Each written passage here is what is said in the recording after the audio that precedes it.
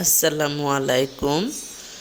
যদি যুক্তরাষ্ট্রে যেতে চান অর্থাৎ আমেরিকায় যেতে চান, তাহলে আপনার যদি আর্থিক অবস্থা ভালো থাকে, আপনি গোল্ড কার্ড কিনলেই আপনি পাবেন নাগরিকত্ব।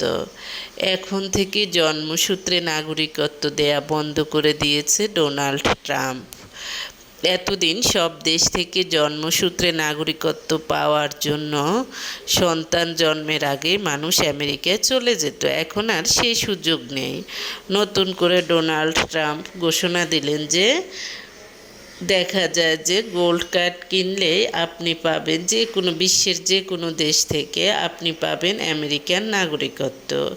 সেই টাকা বাংলাদেশি প্রায় 60 কোটি টাকা, অর্থাৎ $50 লাখ দিলে মিলবে আমেরিকার নাগরিকত্ব। এই গোল্ড কার্ড নিলে আপনি হবেন আমেরিকার স্থায়ী বাসিন্দা। এই গোল্ড কার্ডের মূল্য